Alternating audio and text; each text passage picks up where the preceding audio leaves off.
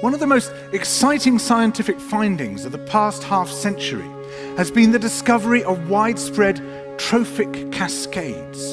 A trophic cascade is an ecological process which starts at the top of the food chain and tumbles all the way down to the bottom.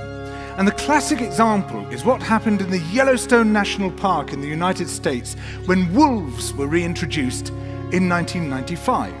Now, we all know that wolves kill various species of animals, but perhaps we're slightly less aware that they give life to many others. Before the wolves turned up, they'd been absent for 70 years, that the numbers of deer, because there was nothing to hunt them, had built up in the Yellowstone Park, and despite efforts by humans to control them, they'd managed to reduce much of the vegetation there to almost nothing. They'd just grazed it away. But as soon as the wolves arrived, even though they were few in number, they started to have the most remarkable effects. First, of course, they killed some of the deer, but that wasn't the major thing. Much more significantly, they radically changed the behavior of the deer.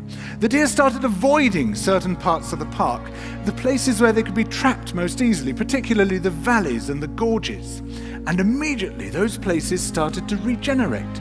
In some areas, the height of the trees quintupled in just 6 years. Bare valley sides quickly became forests of aspen and willow and cottonwood. And as soon as that happened, the birds started moving in. The number of songbirds and migratory birds started to increase greatly. The number of beavers started to increase because beavers like to eat the trees. And beavers, like wolves, are ecosystem engineers. They create niches for other species. And the dams they built in the rivers provided habitats for otters and muskrats and ducks and fish and reptiles and amphibians. The wolves killed coyotes, and as a result of that, the number of rabbits and mice began to rise, which meant more hawks, more weasels, more foxes, more badgers. Ravens and bald eagles came down to feed on the carrion that the wolves had left. Bears fed on it too, and their population began to rise as well, partly also because there were more berries growing on the regenerating shrubs. And the bears reinforced the impact of the wolves by killing some of the calves of the deer. But here's where it gets really interesting. The wolves changed the behavior of the rivers.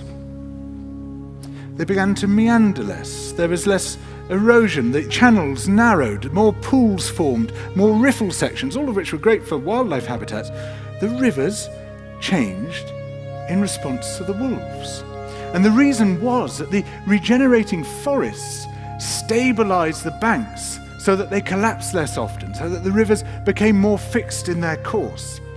Similarly, by driving the deer out of some places and the vegetation recovering on the valley sides, there was less soil erosion because the vegetation stabilized that as well.